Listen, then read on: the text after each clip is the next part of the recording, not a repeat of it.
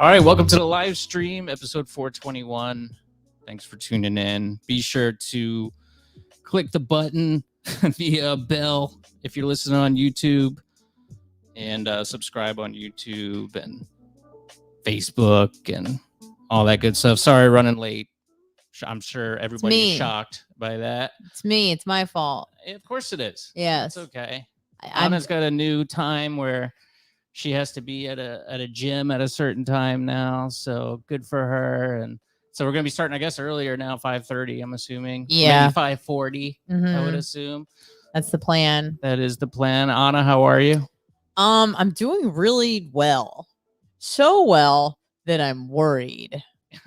Yeah, I know that feeling. Do you know that feeling when things are just going a little too smoothly, and you go, "All right, there's about to be a dip in the road," and then I think to myself, why can't I ever just be happy? Why can't I ever just be content? Why do I always have to be anxious even when things shouldn't be inducing anxiety? And then I go, I'm mentally ill. Yeah. And then I go, well, this is what makes you you. And then I just proceed with my life and don't take any action to change. You're Jewish. I am culturally, ethnically. It's a trope, but... No, it's true. There's a certain level of neuroticism that I feel kind of just gets bred into you. Maybe a little bit of genetics, maybe a lot of environment. The concoction of the two is deadly. And I got like the perfect match. Like mom's a little OCD, dad's a lot OCD, and then I'm a freak of nature. Like I put both of them to shame to the point where they're just like, you need to chill out. Can't. You made me this way. You made me this way. Not blaming, just explaining. Do you find that anything helps with that? Weed. Really? That would give me a panic attack and send me into a shame spiral. No, weed is good. Weed is good. Do you smoke a lot of weed now? No, I should. I was actually thinking about smoking more. Yeah. Or doing more of it. But most of the time it's like I just have to... If I'm productive, I usually feel better, but it's one of those things where like I can't just relax, right? So the only time that I feel mentally at ease is when I'm being productive. But if I'm not being productive, then I get anxious because I feel like I should be being productive.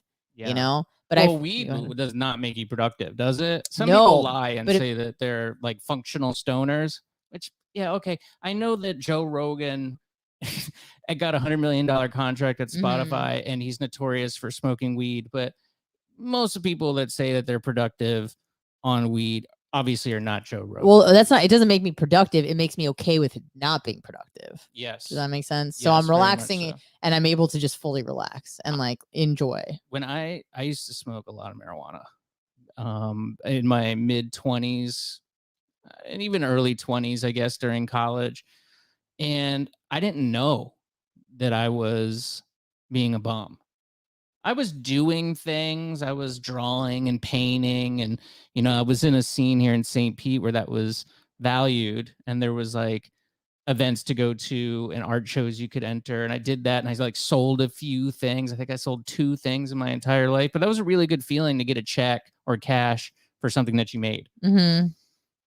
But it didn't really click in that I was being lazy until after I took what's called a tolerance break from marijuana, where you just kind of don't smoke because you smoke too much and you want to save some money. So you stop smoking for a little while. So your tolerance kind of loosens again and goes down. Sure. And then during that 2 weeks, all of a sudden I started podcasting. I started really just feeling not better, because I definitely felt worse. I mean, you're in a haze when you're high all the time, and it's fun. I miss that, but I started to accomplish things and feel good in a different way. That sense of accomplishment from doing something, and then I just got more focused. Obviously, you would if you were not using this dulling device on your brain. And I said, you know what? Maybe I should just take a longer tolerance break. Yeah. Just see what happens after a month. And then a month went by, and then 2 months went by. And then I go, I think I was doing stuff. Like I said, started a podcast, like interviewing people, having them come in. And I was just feeling better about myself. So, and that's when really things just picked up. So, um, you know, I don't know. I know that I'm not one of these functional stoners, but I didn't know that I wasn't either until the time came. Until you could have a comparison of the two, of you on weed and you off of weed. But you are sorry, finish the point. That's it, I guess. All right. Well, much like you took a detox and stopped smoking marijuana, I have stopped using my drug, which is social media. And successfully, how much time are we off now? 2 weeks today. 2 weeks, nothing. Well, here's the thing. Like, I do go on for the Bubba Army. Yeah. If I can even say that here. The Bubba Army Instagram, because it's my job. I have to post. People send me things. I can't just be like, oh, I'm off social media. Right. But I literally post, I don't scroll, and then I'm out. So I still have it on my phone, but it's like, you've had multiple accounts before. So you know how you can tap into one and tap into the other. Sure. So I'm just tapped into the Bubba Army. I haven't been on my own in 2 weeks. My own Instagram in 2 weeks, and it's been great. The first few days, I definitely had like the amputee phantom finger Instagram syndrome, where I'm checking. There's no push notifications on it. What are you doing? Mm-hmm. There's nothing to check. There's nothing to see. Go do something productive. So there was a little bit of that. It's definitely getting easier. My anxiety is going down. And I'm trying to take mental notes of like the changes. I feel more connected to the people in my circle because I'm actually reaching out to them. Because when we're having these like low grade interactions, it's like always snacking. So you're never really fully hungry for a meal, but you're not really feeling super satisfied, right? That's how I view like Instagram or social media. It's like you get these low grade interactions. So you're snacking, but you never really get a meal. So when I don't have the social media, I'm like thinking, what is my friend back home up to? I should call my mom. I have more patience and time for the people actually in my life. I'll be like, hey, what's my friend Leilani up to? I haven't heard from her. Like, I'm thinking on those terms, and that's great. Because now I'm actually trying to really connect with people that actually are in my inner orbit and that I actually want to connect with and stay connected with and be in tune with what they're actually doing, because they're people who actually matter to me in my life. And it's really funny because like there was definitely a back and forth the first week and a half where it was like, but I won't know what's going on, with the and I go, who cares? Like the answer was always, who cares? Well, you won't be able to do your job. Yeah, well, yes, you will. You'll be fine. You'll find another way. You don't have to find people on social media. They should have a website. They should have an email that you can contact them directly, like with guests or whatever, the same thing. But I won't know what's going on with someone. Who cares? I won't know what's going on with the person from high school I never talked to. I'm like, why do I care about this? Yeah.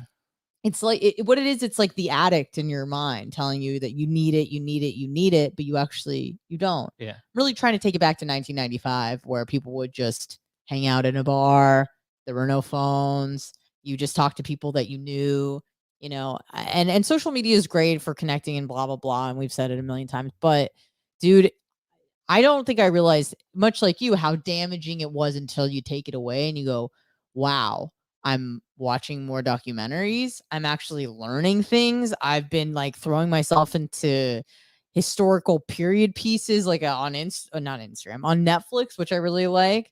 Learning about, the Russian Revolution or like Japanese ancient history. Like I'm listening to all that stuff. I'm listening to more educational podcasts. I have more time and like attention span. That was another thing that scared me. And I don't know if it's the same with you, but I didn't have an attention span anymore at all. Like it wasn't even like my attention span is short. Like I couldn't even read.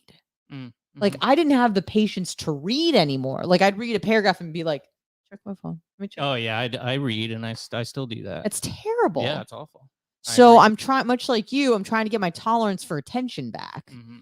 And it's taken some work, but I feel like even in one more week, which is usually the point when you can break a habit, about 21 days to break a habit, 21 days to build a habit, that's when I'm really going to start seeing some serious benefits. Is there any possibility that some of the effects that you're seeing are placebo effects? Where that, I mean, clearly it is better for you not to be on Instagram or social media, but is there any possibility that maybe you are overvaluing the experience here, because you sounds like you're replacing the social media with other things, Yeah. but Better they're just things. more worthwhile things. Much like you, the question was like, is it placebo? Well, I think that your experience is all that matters, right? Do I feel better? Do I feel better about myself? Do I feel less anxious? If all those things have been improving, then we're winning. But you can do that with a placebo effect too. Some people take placebos and they benefit from it. Doesn't matter. If It the doesn't effect matter, is yeah. the same, then Sure. who cares? Like it I agree. doesn't. Yeah, it doesn't Well, matter. but clearly, I mean, obviously, it's it's beneficial to you, and I think it's to everybody. beneficial to everybody. And it's one of those things where I talk to everybody I know knows this. No one would contest or deny that social media excessive use isn't good for the brain. And we're all excessive users beyond, you should really be spending, if you're just doing it for work or something, 10 minutes a day. But clearly that's not the case for everyone in my life that I know. They can't just look at Instagram for 10 minutes a day. It's something that is constantly interrupting their day. If you're watching the live stream, though, I want to encourage you that this message is not for you. You should stay online and tune into this podcast Yeah. as much as you can. Spread the word, share it on your timeline, make other people listen to it. Whatever you have to do, tie them to a chair, hold them at gunpoint. I mean, it's very important. I can't stress that enough. Yeah. But to me, it is funny that like everybody I talk to that knows it's not good for them, but they're not willing to let it go. And I get it. And that's why I'm not trying to be like, spreading the gospel, it's not like I found Jesus and I want you to quit and you to quit. Do it. I'm a libertarian. Do whatever you want to do. I'm doing me. This is working for me. So I'm going to keep doing it. So it was funny. I was talking to actually Johnny B about this. Johnny has set a date for his wedding. I don't know if you know that or not. December. You're good. What day? December, early to mid early December. Good yeah, boy. Good boy. Good boy. Yeah, might be during a Bucks game, which I was like, dude, what are you doing? And he goes, I know, but it's a Sunday. It's a Sunday. Yeah. Okay, and it's early December. I think it's like the 11th. Perfect. Yeah. Yeah. God bless. I was worried because they were throwing around dates where I usually never go to weddings. Either I'm not invited because I'm whatever, not vaccinated, or no one likes me, or B, I don't know. I just don't know enough people. But I'm actually going to a wedding in April, and I heard his fiance Leah throwing around dates the next day. Yeah. I'm like, please don't do that to me. Yeah, you're safe. Yeah, okay. All right, we're in December. But we were talking about that too, how it's like you really have to want to do something in order to do it. You can't, you could say, I'm going to do this, I'm going to do that, but you could just tell when somebody's really, because they don't talk about it, they just start doing it. And then they go, I'm doing this now. Instead of I'm going to do, they are already doing it mode. Yeah, and also, maybe they don't have to post about it every time they do. They silently do it, which we were talking about. Anytime you see big things coming soon, stay tuned. They're not doing anything. Nothing's happening. Anything. I mean, absolutely nothing. It's basically them trying to look in the mirror and hype themselves up. It is, and it's like the manifesting destiny. Like maybe if I put it out in the ether, what was that guy wrote that book where you can project your future? Project the future, or was it the manifest destiny? That's not it, but no, you're not talking about. You just have to imagine your future you want and put it out in the ether. It was a freaking famous book. I know. Well, it's because the microphones are on, so we don't know. That happens to me all the time. It's right on the tip of my tongue. Rare. But yeah, Peter O'Toole. I don't think that's it. That's an actor, but it's something like that. Oh Lord. The Secret. Oh. Oprah's famous. I think that was one of her first. Yes, book yes, club or one yes. Very famous one like her brought to light. Yes, that she recommends. Yeah. But nobody's succeeding. That's doing the affirmations. I don't buy it. It's what is it like? Positive imagery. That's what it is. That's where when the vision boards got real popular. Yeah. That if you can see it, if you can feel it, if you can taste it, it's gonna happen. It's not the case, folks. These are huckster movements. They're grifter movements that are very successful because they promise you the allure of having some sort of success in your life. But I got news: if you have to listen to Gary Vee or anybody like that to find motivation, it's just not in you. You don't want to do it. You want to talk about doing it. Big difference there. Yeah. And here's the thing about motivation. And it's funny because I heard this from like a motivational speaker, but motivation is really BS. She's not wrong. Mel Robbins, she's great. She was like, motivation is BS. Like, it's so transient, and you feel like doing it one day and you don't feel like doing it the next. And it's all about discipline. It's about just creating habits. I went to the gym yesterday. I didn't post about it. I did not want to go. That's the point. I really, really didn't want to go. But I was like, hey, fat F. Like, my self-talk is very negative, but I'm like, I'll like clown myself. I'm like, oh, you always talk about working out, huh? But you don't want to go to the gym. Why? Are you scared of the pain?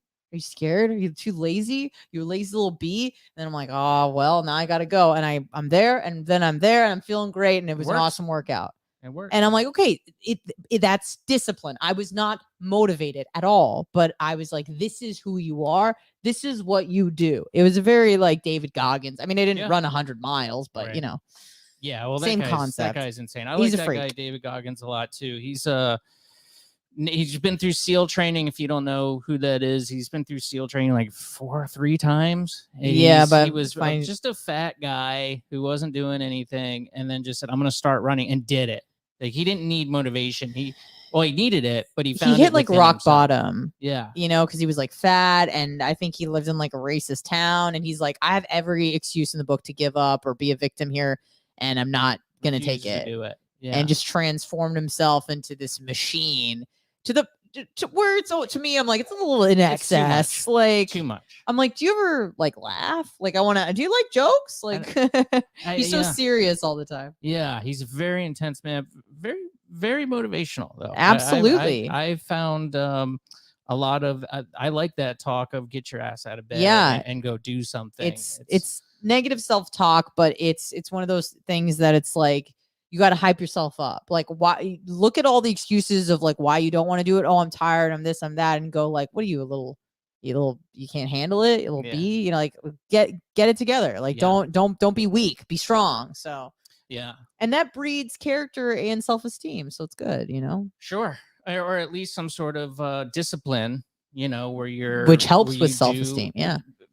You know, human beings are creatures of habit, and having that routine is very important for your mental health. I think that's one of the problems that we have in this country now, especially with COVID, is that we got out of that routine. Some of it was positive. I like the idea of the office going away. Like, that was total nonsense. The idea that we had to go to another place dressed in business casual clothes, if you're in the professional class, where you go to a building, you wear a tie and a dress shirt, and you go to your cubicle or your office or whatever, and you sit there for 8 hours. You know, you go out to lunch, and then you come home and do it. With technology, there's no reason that we have to do that anymore. But you can do most things from your phone. Yes. I'm going to push back on this, though. 100% technologically speaking, you can do electronically speaking. There's no need for you to be there. My roommate was having Zoom calls all day. She didn't need to be in an office to do that, understandably. But I don't think it's good for mental health to be home all day long, every day. I feel like when that happens, and I could be wrong, but I don't think that I am.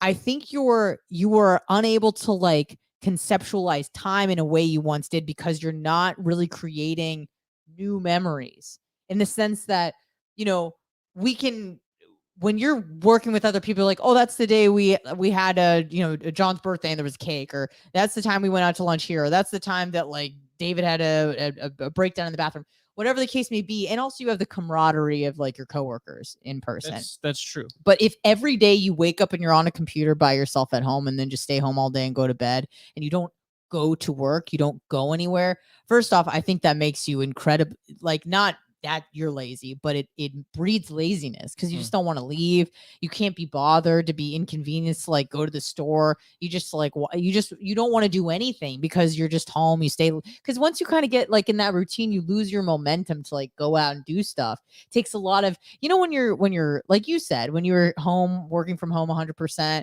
and then to go back to how you used to work pre-pandemic, you're like, I can't even believe what I was doing. Yeah. It's now going to take a lot of activation energy to get to do what you used to do, your old routine, right? Mm-hmm. And I just don't think it's healthy for human beings to just sit at a computer by themselves all day and like not really interact with anyone. You kind of were anyways. There I was know, other but people around you on I think other that computers. helps. I think that helps. I think you're probably right. And there's trade-offs just like anything else. Water cooler talk. And even though it's annoying and kind of like it doesn't really mean anything, just like trivial BS, but still just seeing a human face and like going to lunch together or having meetings together and like talking smack about your coworker, like that's why the office life is kind of like not fun, but those are the perks, I think. Yeah. Also too, I think another downside of that is that you're mixing your work area, which is usually pretty high stress for a lot of people, and your home.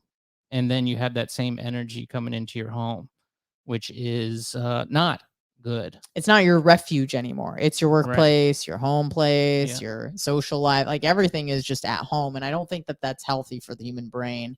It's not, because I even come home, I do the radio show at night. I'm home now at 10, and I just check my work email when I get home because I can pipe into my computer and just see if there's anything that I can do real quick now to get a jump on the day tomorrow, which to me is a big benefit. But I also know that that's not, good. No, I should just be unplugging when I get home. And, the first thing I do is just check to see if I can get ahead of the game. So that's not good. But also at the same time, knowing that I know things are social constructs. I hate that word. I think it's overused, but certainly the office culture was man-made. It didn't really need to be. I don't even know. I mean, certainly technology made it really obsolete, but I think you could have even done this years ago.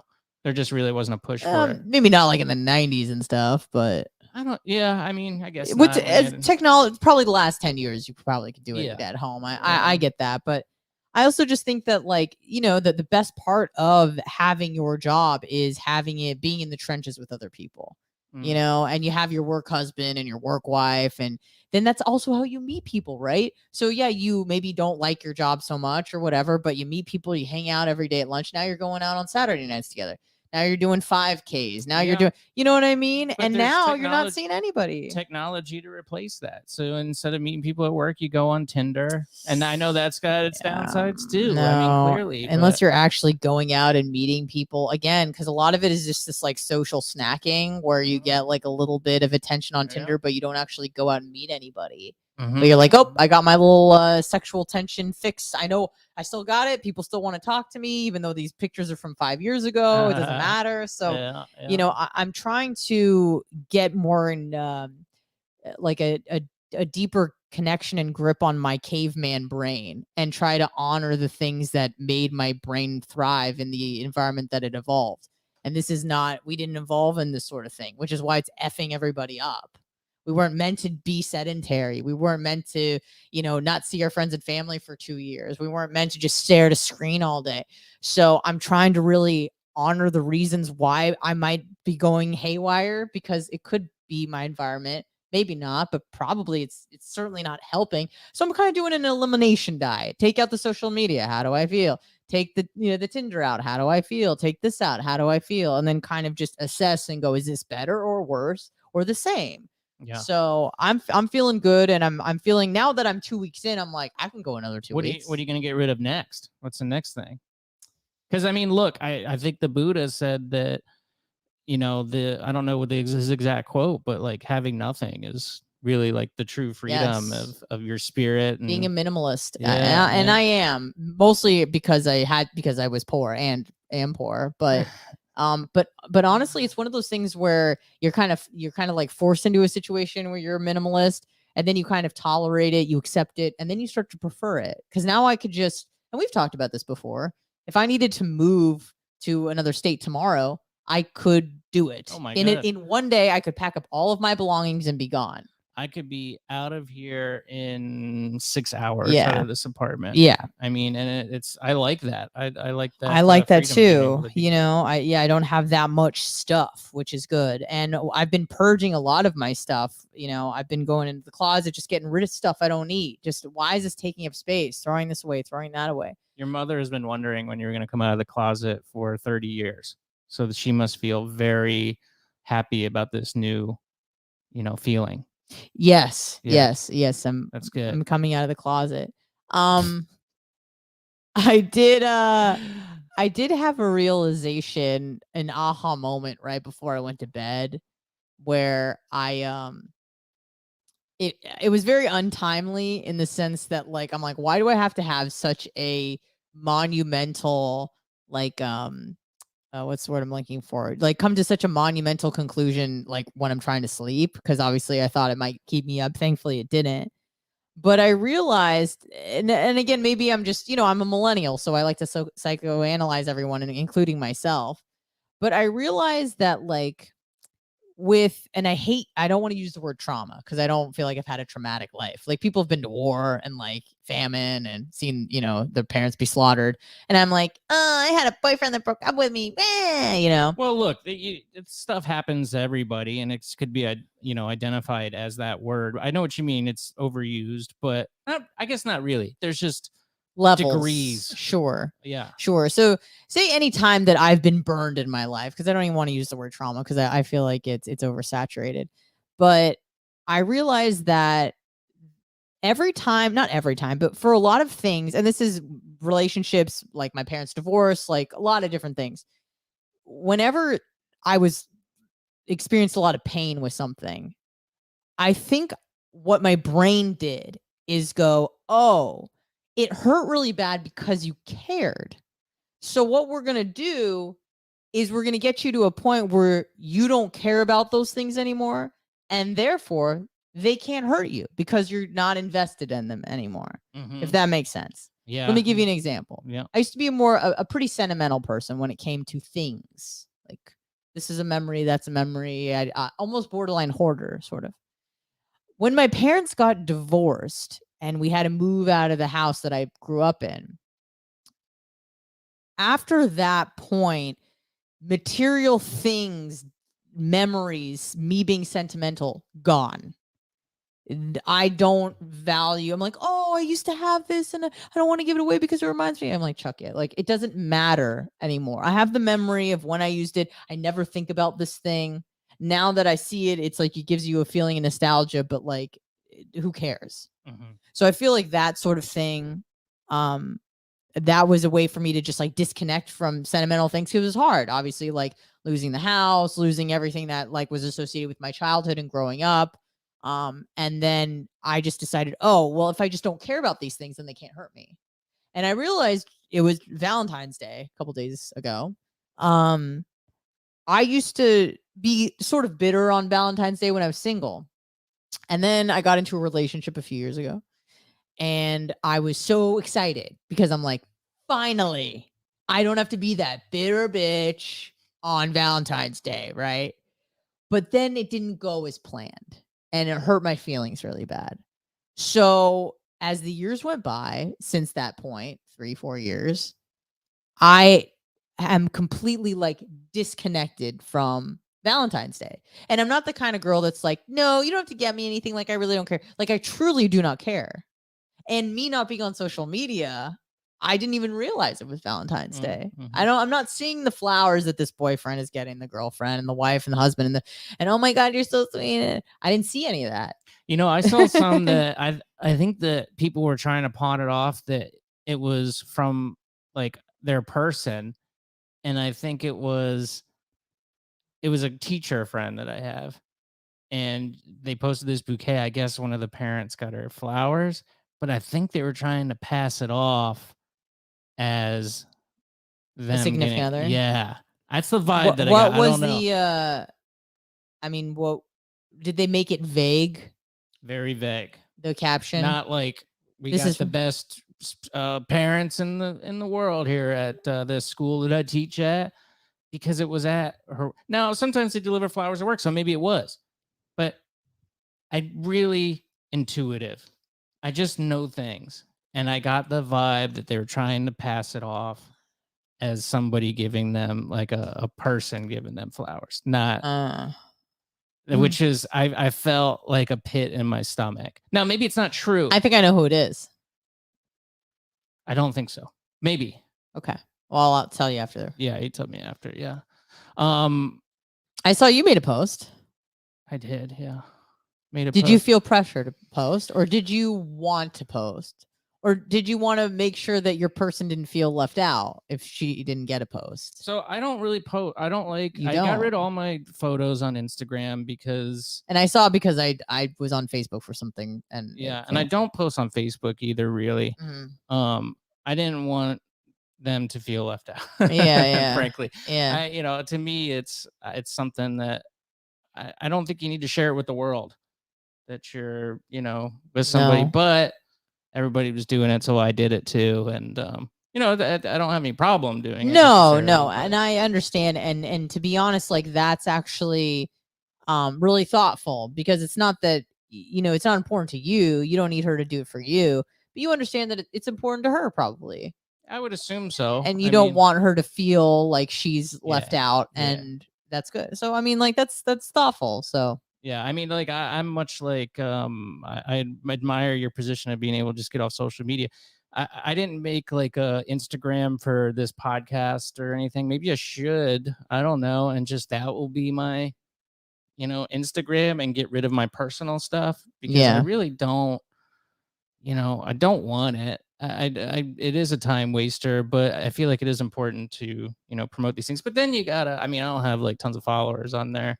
It's not like, but it's a few thousand. yeah, And then same with me. you gotta start over, and you're like, God. Oh, I mean, that's not the point for me to start from scratch. Like I want to just be done with it. Yeah. You I know, guess so you could turn it into. I could change the name to, HMB Radio, Mhm. and then just put a logo up of the Yeah. podcast and do that. But I Then feel like maybe I you'll will just do that. fall into the same pitfalls as you did before. Start following the same people you did before, and just kind of Yeah. Oh, yeah. It would still be the same behavior, yeah, probably, but it would, I don't know, not be me. If yeah. that makes any sense. You could be like a little what do you Just call a fly on the voyeur, a wall. little voyeur. Yeah, like But that. 813-693-2124. What time you got to go? we'll probably have to head out in about 5 minutes. Oh, We'll have to no, end in about okay. 5 minutes. All right. Well, let's do. I don't think We we go got through too this. many comments, but Jason says, if I wasn't on Facebook, I wouldn't be able to listen to this. So yes, again, if you're watching this, you need to stay plugged in. Yes, you do. Definitely. This is And you very know what you important. should do? Let me give you this advice as someone who's not doing social media. Connect on the social media platform that you hate the most. Right? So if I hate Twitter, so I could be connected to Twitter. Twitter's the best. I hate Twitter. So you could be connected to Twitter and you go, oh, Anna and Will are on. Let me watch it on Twitter because I hate Twitter. So after they're done, I'm going to peace out. Okay. That's a good compromise. Yeah. We got Kevin. He says that discipline is enormous key. Absolutely. Thank you for the donation a few weeks ago. Yes. Thank you, Kevin. Appreciate that. And Mike says, Anna, just don't let your brain defensive, caring, adjustment, disconnection overcorrect itself and you turn to a sociopath. Yeah, that's a good point too. You don't want to not care about anything because then you become a sociopath. I wouldn't say that I would become a sociopath. I think that the flip side of what I've noticed about myself is that my reaction to things are muted. So things that would really upset me, those things when they went well would give me like an enormous high. And now it's a lot more equilibrium. Does that make sense? So the things that like I would get really excited about and that had the potential to hurt me, so high stakes things, whatever. Let's just use Valentine's Day as an example because it was before. When that went poorly, it sucked. But a few years prior, when I had someone I was dating in Michigan and he got me something, it was super through the roof. But now because my brain is kind of like orienting itself, so because your brain is always trying to protect you, keep you safe. So now everything is just a lot more muted. It's hard for me to get really upset about stuff, and it's hard for me to get really, really excited about stuff. which kind of sucks. Because I like these big swings of like massive dopamine hits and massive dopamine crashes because it makes me feel alive. Yeah, it'll definitely do that, or make you want to kill yourself. That too. So 813-693-2124 is the voice and text line. This does have an audio, only format that you can get on iTunes, Stitcher, Spotify, wherever you get your podcasts. I would encourage you to please, even if you're watching this, go subscribe to it and give it 5 stars. Stuff like that really, it takes no effort whatsoever. It really, really helps us out. And I saw that some people did do that. I looked at the podcast feed, and sure enough, more ratings. So thanks, folks, Beautiful. that did that. I appreciate that. And what else? Click the bell on YouTube. We're on Rumble now as well for when we get kicked off YouTube. Dang, what else? I always try to remember, and then I go, I didn't mention this thing. I forgot. And you're of no help because you don't know what I'm thinking. You're not inside my brain. No, I'm not. Bob says, who is the hot chick? Well, that's me. I believe you're speaking about me. My name's Will. Hi. That's Anna Hummel. Bob, you know that. Is that pretty much it? Dang, I did have this whole spiel about Prince Andrew, but I guess we could save that for next week. It would be evergreen. Oh yeah, it's evergreen. All right, we'll do that then. I'm still on social media. Follow me, home_made_man, and follow Anna too. Anna Hummel Radio. She might not see it, but it'll make her feel good, I'm sure. Thanks everybody for tuning in. Thanks for the comments, and we'll talk to you soon. Bye.